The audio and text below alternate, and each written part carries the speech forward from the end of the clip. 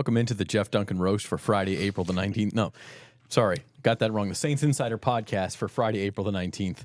Luke apparently was confused there for a minute. We could turn it into a Jeff Duncan Roast. I think that would be our most well-watched show in the history of the Saints Insider Podcast. Guest speaker Michael Thomas. Bring it on. Oh, no. We are officially off the rails in the first 30 seconds. We are continuing our NFL Draft preview series here on Saints Insider. Today, we are going to focus in on the Saints' second-round pick. Talked a lot about their first-round choices and what may be available in different positions. We have talked some about the second round, but today we'll really focus in on that second pick, number 45. Once again, Saints just have the 2 picks in the first 4 rounds of the draft, so both of them very important. And we will get rolling. Want to let you know that this season's NFL draft coverage is brought to you by Tulane Doctors. Now at East Jefferson General Hospital, Tulane Doctors are bringing academic medicine to more patients in new communities. Look for the shield to know the future of medicine is here. Find your physician at tulanedoctors.com or call 504-988-5000. Also, subscribe to the channel if you haven't already, the Saints on NOLA.com YouTube channel. If you are a subscriber and you leave 2 comments on our draft videos, you are eligible for the giveaway. Jeff Duncan signed books. We may even let you attend the roast. No? Keep going. No randoms? All right. I have a Jeff Duncan signed book. Do you? Yeah. Which one? Peyton and Breeze. And What's the inscription on that? that's the best part of it.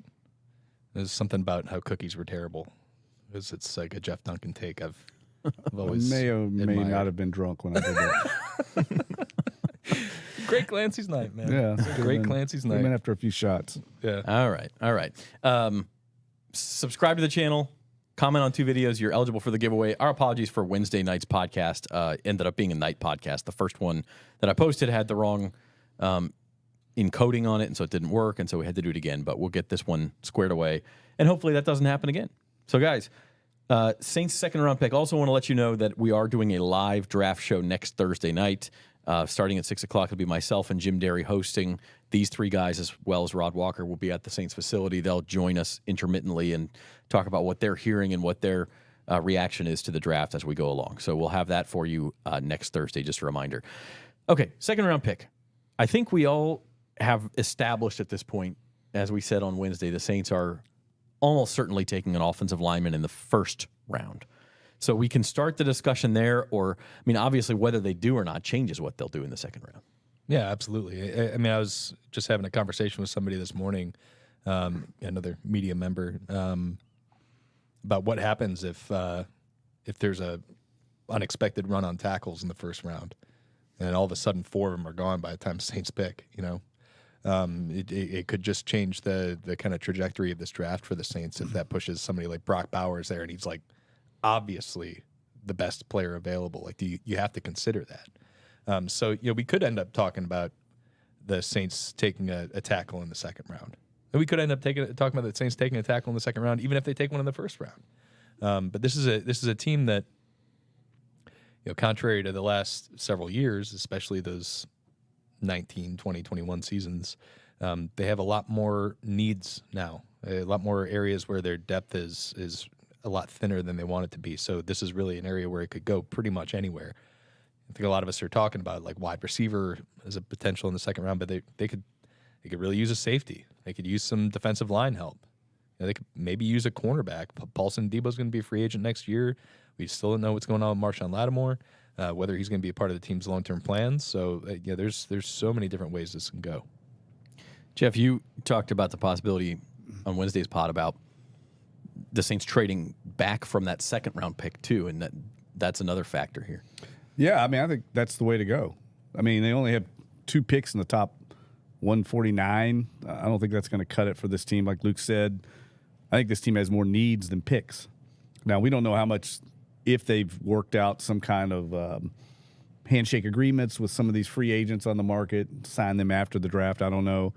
Maybe they have some of these needs in their mind filled. But going into this draft, I think they've got a lot of needs and not enough picks. So not enough quality picks. Yeah, not enough quality picks. I mean, I think in the top 100, they'd be better served trading out of that spot, maybe picking up another third-round pick So they have maybe 3 picks in the top 100. Their best drafts have always been when they've had a bunch of top 100 picks.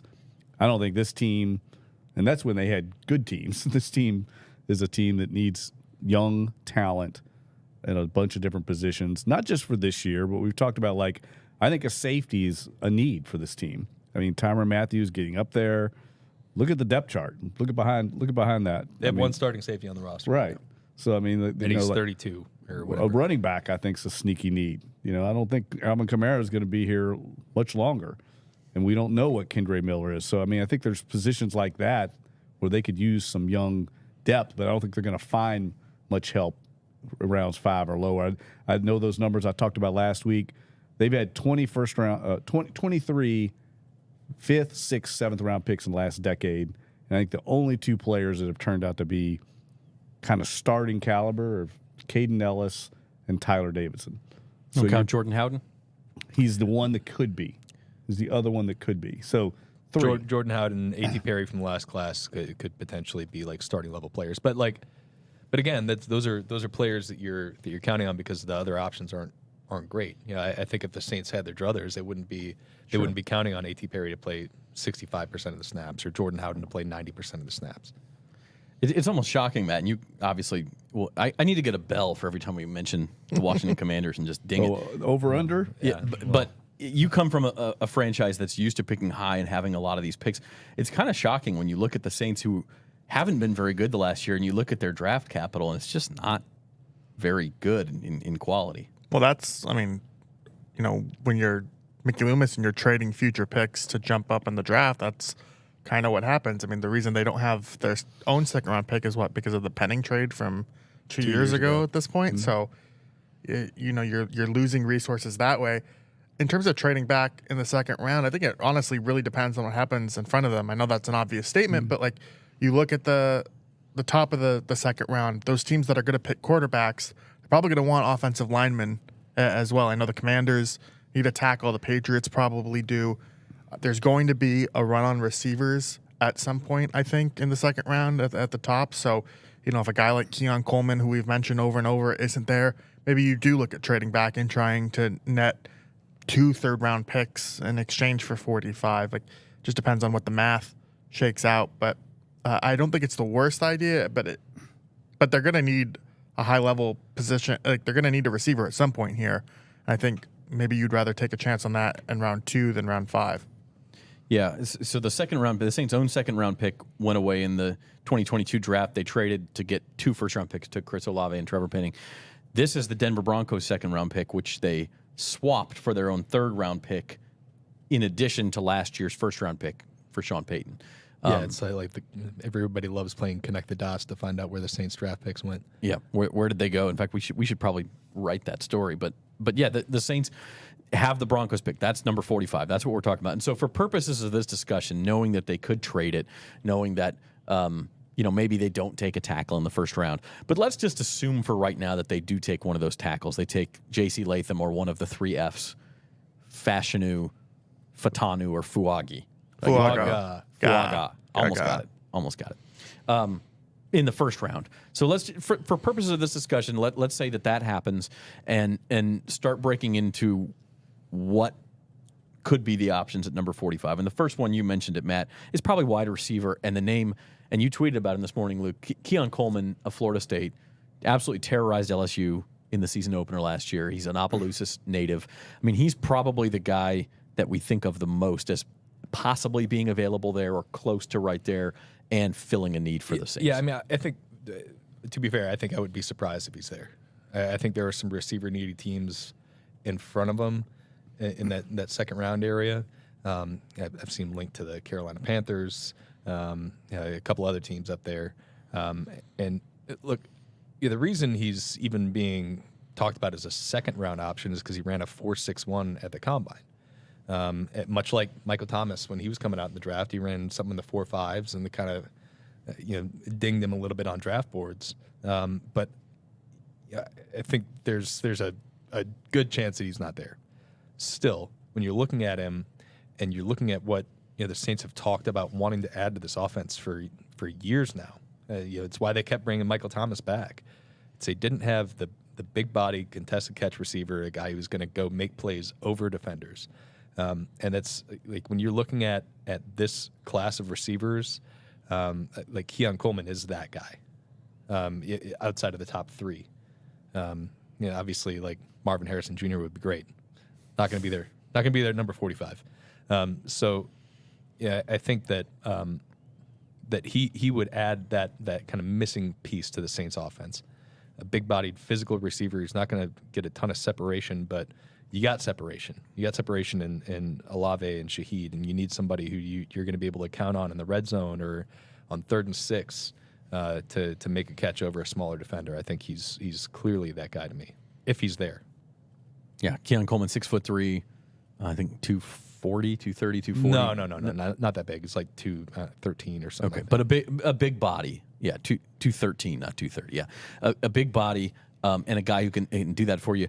Is he the type of guy? I mean, Jeff, I know you said they trade back if he's there at like 42, and you say, we could give up one of these 5th rounders in a draft that's not expected to be very good, and maybe move up 2-3 spots and grab him. Is he that guy? I mean, it all depends on what the Saints think of him.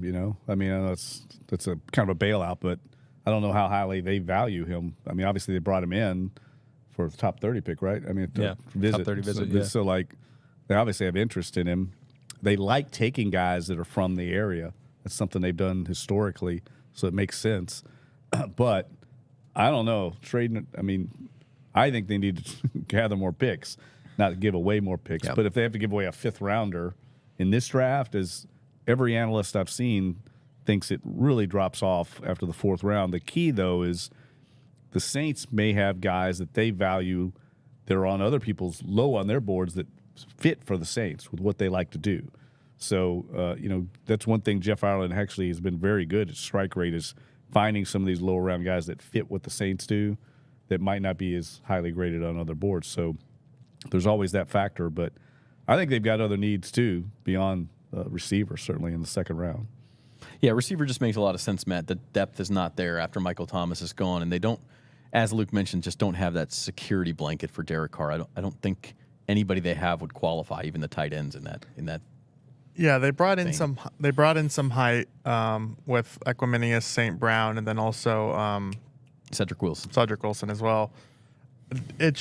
I think also another thing that you have to consider when we're talking about receivers is what is Clint Kubiak like? They don't really have that run after the catch guy on the roster too. I think that's going to be an important role for this offense. So even if a guy like Keon Coleman's gone, trying to find that guy who can create separation and after the catch ability, I think there are going to be some of those guys there. Like, I think we're looking at more size, but there are going to be speed options, I think, available. And I don't think that's the worst thing in the world either. Yeah, the run after catch option, I think, to me, in the 2nd round is Malachi Corley out of Western Kentucky. 5'11" burner. Yeah. Yeah. Well, I don't think he's even super fast. I just think he's sturdy. Shifty, And it's like the guy I kind of keep coming back to is like a light version of Deebo Samuel for him. And that's like exactly what you can do. You can move him around the field. You could play him out of the backfield if you wanted to, you could give him the ball in space and let him go. That's what he excelled at Western Kentucky, and you could see those traits definitely translating to the NFL. It would be a different type of wideout, but again, this is a new offense. Dennis Allen has wanted that prototypical possession receiver for a while now, but this is a new scheme coming in, and maybe Clint Kubiak is like, no, I want something else. I want a different type of receiver to kind of go. And they have added the Cedric Wilson, who's kind of been that possession guy before in his career. They could still add in free agency after the draft. Just don't think it's going to be number 13.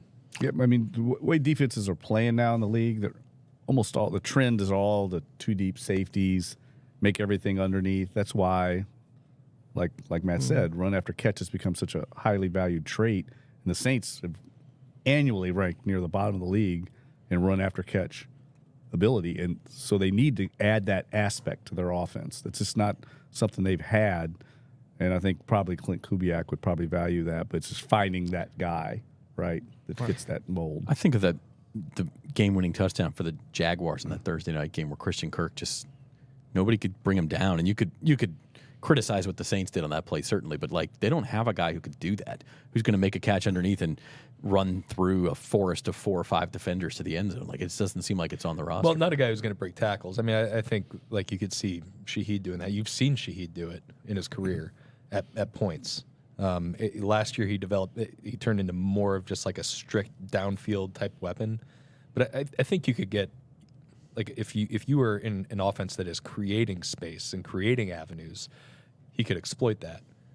But like I still think that if you have a guy who specializes in that, and you could keep Shaheed as a vertical threat who can give you some of that home run ability down like underneath.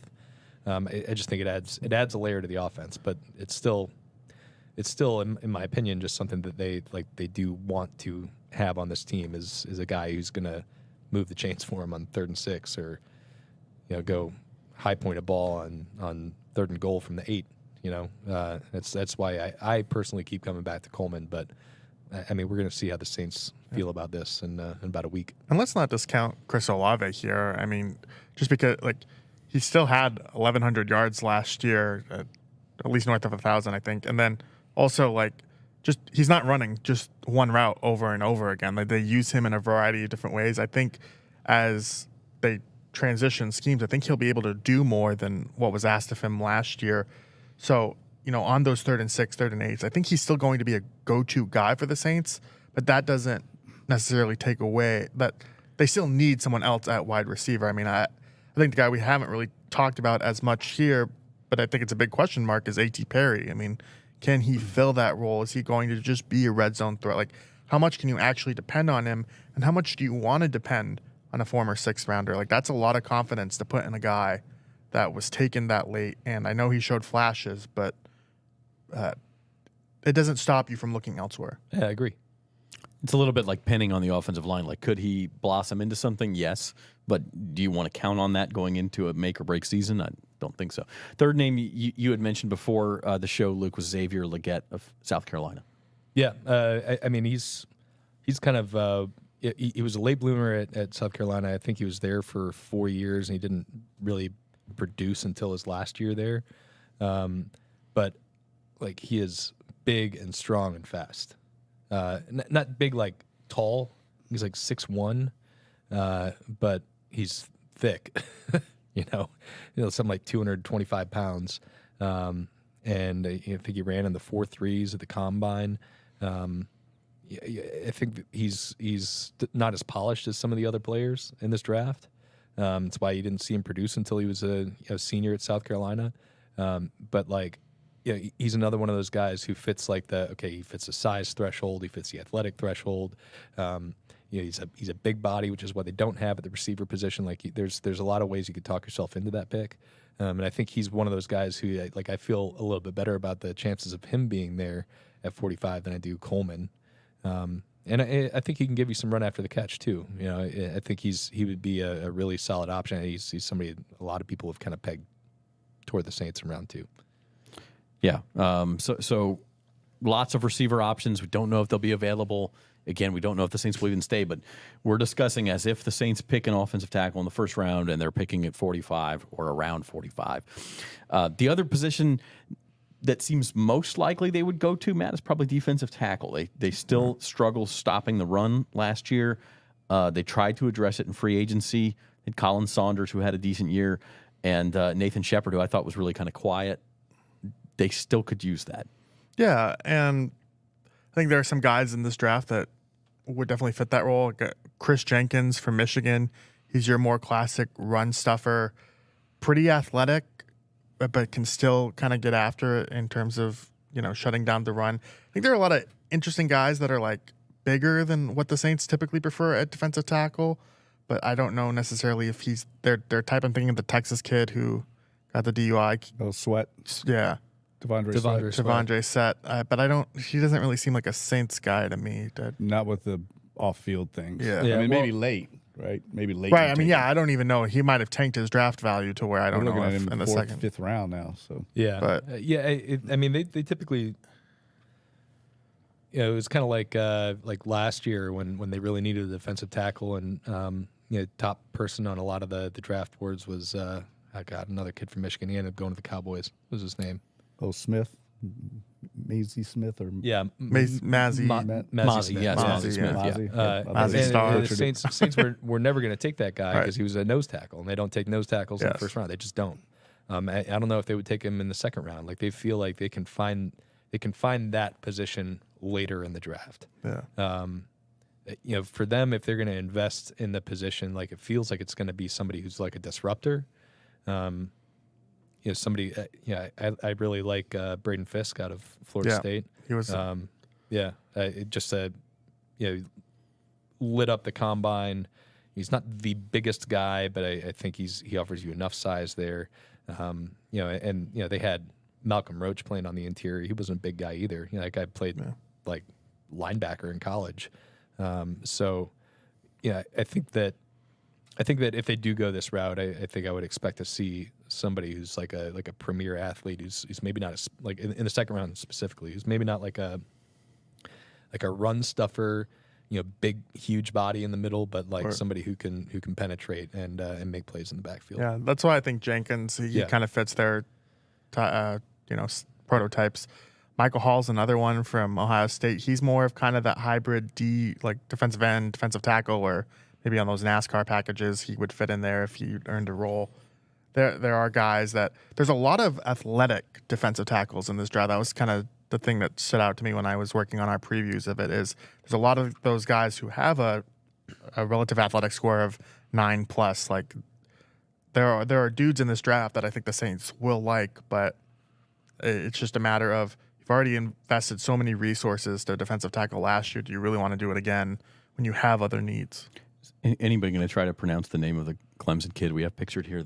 Rook or I think when we were looking at pulling artwork for this podcast, Matt just referred to him as the Clemson kid.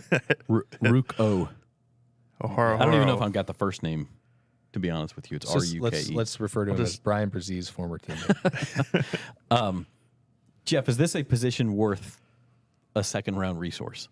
Oh, I think so. Yeah, I think it's one of their bigger needs. But listening to analysts talk about the draft, this is not a good defensive tackle draft. It's kind of once you get past those guys that we're talking about, Fisks of the world. What's this guy's name from Missouri? Your guy? Oh, Darius Robinson. He's more of an end. Yeah, kind of a hybrid. You know, can switch inside for teams. But after that, you're getting down into guys that have like one redeeming quality that can be a role player for you. I don't know. Right. After the second round, I don't think you're going to find somebody that's really a starting caliber guy, at least according to most of these analysts. So if they're going to do it, I think you do it there. But I think it's a big need because I don't think either one of the guys they got last year in free agency is more than just a guy.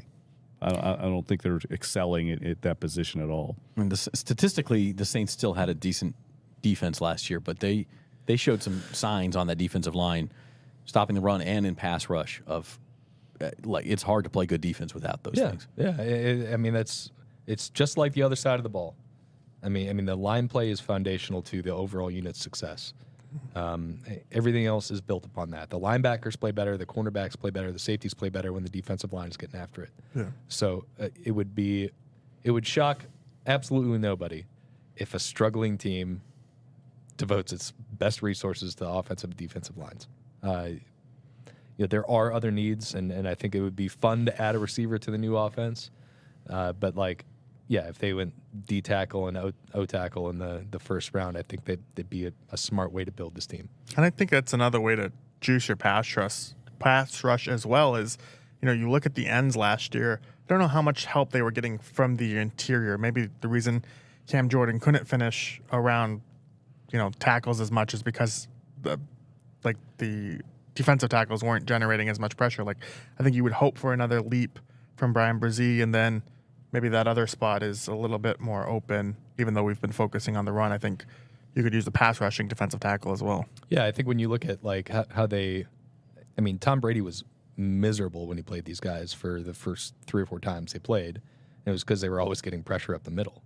The pass rushers on the ends make all the money, but like if you're getting if you're getting rush like right up in a quarterback's face, like that makes the great ones look terrible. Why has Aaron Donald been the most valuable defensive player in the NFL for the last 10 exactly. years? I mean, it's just that is like it's so hard to find interior pass rush. It's not easy, but it can be done. I mean, like the Rams last year drafted Kobe Turner in like the 3rd round, I think, and he ended up having like 9 sacks as a rookie interior pass rusher. So it can be done, but like those instances are rare. It's just as rare as it was for them to find Puka Nacua in the 5th round, unless you're me. I think this pick, they can go in a number of directions, right? In the 2nd round. Yeah. I mean, I think that's the thing. It's probably going to come down to when they're on the clock, say they're there, if they have a guy at a number of these positions we've talked about, that they have like a 1st round or maybe a low 1st round, 2nd round grade, that's who they're going to take. It's who's going to stick out on their board. And if none of them are there, then that's when I think it becomes an option to trade out and move down and try and pick up some other guys. But more than likely, somebody's going to be sitting there that they've got graded very highly, that they feel good about taking. It has been 17 years since they traded back. Just saying. Yeah, and that was a 2nd round pick that they traded back. This is a great transition as we continue NFL draft coverage, brought to you by Tulane Doctors. Other positions. I put up a photo of my guy Darius Robinson here, MIZ. He's more of an end. He could slide over to tackle. But, the Saints, like we've talked about, could they take a corner if they're planning on trading Marshawn Lattimore post June 1? Could they take a linebacker? Could it be an interior offensive lineman? Could it be another offensive tackle? Like you say, Jeff, there's a lot of possibilities here besides wide receiver or D tackle. I like safety. I know I keep talking about safety, but there's some safeties graded there that make a lot of sense. Yeah, this is like this is no safeties in the 1st round. Maybe one late, but like right. This is kind of where you'd expect them. Right. When they start going, and it's kind of one of those sneaky needs. Like, I mean, when you talk, if you're in the locker room, you talk to Tyrann Mathieu. Tyrann Mathieu feels like a guy who's just, he can't believe he's getting another year kind of thing. Like I think he thought maybe last year might have been his last season, and now he's got one more year. I mean, this is a guy that's, I think, happy to move on in his NFL career. I don't think he's going to have much longer. He's in the broadcasting. Yeah, he's thing. already thinking about it. He's going to be excellent at it, and that's how you do these drafts. I mean, Jordan Howden's a good example. Drafted last year, sits behind Marcus May, works his way in, and now he steps into a starting spot. That's kind of how I could see a safety moving into this. And the other thing that we haven't talked about, but I've mentioned it before, I really think they need someone that can handle tight ends. Like, we talk about these joker positions, these robber types. They could use that on this team. I don't really know if they have anybody that handles that. Maybe Abram, but that's an aspect that's becoming more and more of a need in the NFL with this proliferation of tight ends across the league. And we saw how difficult it was for the Saints to slow some of these guys down. The only thing I would say about safety, and I agree with you that it's a big need, but I think we've seen that position really thoroughly devalued this offseason. And there's a lot of accomplished veteran free agent safeties still available. And that becomes a question when you're talking about a 2nd round pick of value to me, of positional value. I think you see Justin Jefferson's going to sign a free agent contract or a extension or whatever that it's going to pay him $35 million a year. And Christian Kirk signed one a couple of years ago, making like $18 million, which is like what the highest paid right tackle's making. So if you're looking at, if you have a wide receiver and a safety, and you can say, well, safety is a bigger need for right now and maybe next year as well. But safety, we're going to be paying $9 million a year if he hits, and a receiver, we're going to be paying $20 million a year if he hits. So we can get that guy at a cheaper rate. I think you take the receiver. I think the positional premium, you have to think about it in this area of the draft, especially. Same way for a corner. I think actually a corner might make more sense there than even a safety. Yeah, especially because Paulson Adebo is going to cash in next year with the Saints or somebody else. Right. I actually kind of disagree. I think safety is relatively low on this team's needs. I get planning for the future with Mathieu, but I think he could give you another year. Howden, I thought, showed enough to where I feel better counting on him to be the starting safety rather than maybe A.T. Perry as a starting receiver. If Howden doesn't work out, they brought back Jonathan Abram. They brought back Ugo Amadi. it's not a position for me that, they have 4 fifth-round picks. That if they keep those 4, that's where I would target a safety. I think second round, there's not really, and I don't think the safety class is particularly strong. I mean, you read the grades; they're mostly second, third-round guys. There's a lot of run thumping safeties, which they need help in the run, but that's not really they're not going to be protecting tight ends like that. I think if you want to stop tight ends, they really need to go after that nickel position, and safeties can do that, but I think a cornerback or Alontae Taylor just needs to get better. That's kind of this discussion for me just crystallizes the fact that number one, this pick is crucial, not just the first round pick, but they got all these needs. They got to nail this one. And number two, maybe it is a situation where you trade back and you try to get 2/3 so that you can fill 2 needs, even if you're not getting that higher quality player. Yeah, look, that's why that's what I'm going to endorse this weekend in my column is getting these premium positions. I mean, it does make sense, though, in second round, corner, receiver. Those are the premium type positions, or another tackle. That's why I think they've got so many needs. If they use that 45th pick, the next pick's 150, unless they can cobble together a trade and move up, which we know they're going to try to do probably. Start using next year's assets, which you But really... if you're another team, why do you want the Saints' 5th-round picks in this draft? You'd almost have to start using 25 picks. Well, Jeff, I asked when I talked to Dane Brugler the other day, I did ask him about that, where do you see the draft dropping off? And he said it really kind of depends on the position. There are some spots, actually corner and receiver, those will probably still be pretty strong in the 5th round, but defensive line goes very fast. Tackles, he said, that's the number one thing that's just going to be gone by days. Yeah. Once you get past the 8th tackle in this class. Yeah, it really drops off. So I do think the Saints' bigger needs kind of go along with that. You're going to want to take a tackle in round 1, obviously, but I do think if they hang back in the 5th round and kind of stay there, I actually do think maybe they'll be able to add some quality depth pieces. And like you've said, the Saints are actually kind of good at that. So what about interior offensive line? We never seem to talk about that. Is that He's need? a guard, yeah. Well, here's the thing that I keep coming back to is they could very well shift Penning to guard. I agree. And that could shore up their problems. They drafted Nick Saldiveri in the 4th round last year. We didn't see much of him. But he's a player who's been developing this whole offseason. He was able to go through the program because he wasn't injured. I just I don't think it's a foregone conclusion that they avoid it, even in the 2nd round, just because their line play was so bad last year. But I think their resources there are a little bit stronger than they are at tackle. They're a lot stronger than they are at tackle. I mean, I think their depth at tackle is okay. I think they just need the guy. Well, they need starting the guy. I mean, players, because Landon Young, I think is a solid player. He's a solid backup. I mean, the fact that Tommy Kramer got on the field before Trevor Penning last year. Well, that was just such a bizarre decision by them. I just the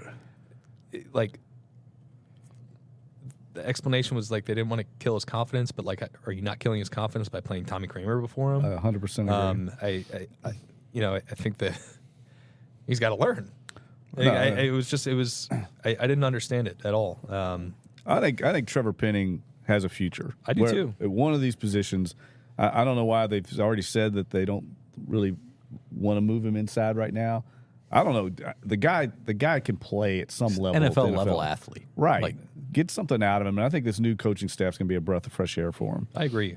I just don't I think he's going to be a player. I just don't think that you can count on it to happen. Especially this year. Yeah, you can't just be oh yeah, well, new coaching staff. He's had an off season. He's working with Duke Manyweather. He's gonna turn the corner and be a productive NFL player. You can't just bank on that. This is where maybe coming late into the Saints beat either helps or hurts me, because the Trevor Penning that I watched the last 6 weeks when he was barely on the field, I don't see that at all. I think going into year 3 to expect that drastic turnaround, I mean, good luck. I hope it works out. He's a really nice kid, but I don't know. I mean, it's obvious that they should upgrade there, but even if he has to play, I don't know. You cannot count on it. You cannot count on it. I just One final note on the second round pick, Jeff, and you said before you'd buy us all drinks if they draft a pass rusher in the first 2 rounds, so you don't think that's on the table? You weren't here yet. Yeah. That's on the table. Drinks at Clancy's, my go-to. He already owes us drinks for his Cowboy Super Bowl. I was going to say, how many if the Saints take it's a gonna pass have to pay rusher, a whole tab. We're going to be under the table by the they're time. not taking an edge rusher in the first 2 rounds. I'm telling you. You said it, you'd buy us dinner if it was the first round. Right. So. Does Darius Robinson count as an edge rusher? Yes. Okay. Because he's kind of that hybrid D tackle we talked about. Right. Not going to happen. So not in the first 2 counting rounds. him. I'm buying drinks, and if they go in the first round, I'm splurging for dinner. Oh, buddy. All right. If they draft a pass rusher, we got to like call the guy gin and tonic in the locker room or something. Like he's got a fresh nickname. Going to get so much baked brie. It's not going to happen, man. There's no. You talk about a position where they've got resources. I mean, they got way more resources at defensive end than any other position on the defense. It's not even close. I mean, their sixth end right now is what, Tano, who they like. Yeah, that's a good point. Their sixth end might be Peyton Turner or Isaiah Foskey. Well, that's a good point. That's a good point. But I mean, they invested in those. Yes, no, for sure. And those guys. I mean, I keep going back to like over the years. I mean, you can't give up on these guys, man. They gave up on Rob Ninkovich way too early, and look what happened. You know, they gave up on Akeem Hicks. Look what happened. You know, Al Woods. I can go down the list. You know, I don't think we can give up on. I bring it up all the time. Cam Jordan had 1 sack his rookie year. 1. You talk about guys I think that could turn into something. Peyton Turner, again, the great giant, all caps if he could ever stay on the field, he's shown flashes of being something. Yeah. Right. I think everybody's just gotten burned by we keep giving the chance to Marcus Davenport, and he never came around ever, and not even in Minnesota. So, you know, but other guys have developed, and look at Carl Granderson. I mean, he's a good example. He kept getting better and better, and now he's a starting caliber end. Yeah, you just need him to stay healthy. Peyton Turner's played in, 15 career games? Yeah, it's becoming less and less likely that Trey it will ever Hendrickson. happen. But How'd that Trey work out? Hendrickson, Trey liked Hendrickson him, had a breakout, though, and he signed a just couldn't pay $15 him. million a year Right, contract. and they should have re-signed him and let Marcus Williams walk. So, That was been the move. Davenport. Marcus Williams, the franchise. All right, we're going to get out of here. We'll probably continue this discussion because that's what we do. But Yeah, it's another. we'll pod for get another out day. of here. We have one more NFL draft show before the draft. It'll come. Not sure if it'll be next Tuesday or Wednesday. Depends on when we can record with everything else going on. We'll probably go through our final mock and give our final thoughts and opinions about what the Saints should do. And then, of course, our live NFL draft show next Thursday night. Jim Derry and I will host. He's the host of the Datitude podcast. And then these guys plus Rod Walker will join us from the Saints facility kind of throughout the evening. So we'll be with you for a good 4 hours that night. It's all brought to you by Tulane Doctors. Our thanks to them. For Matthew Paris, Luke Johnson, Jeff Duncan, and our producer Norman Bell, I'm Zach Ewing. Thanks for watching Saints Insider.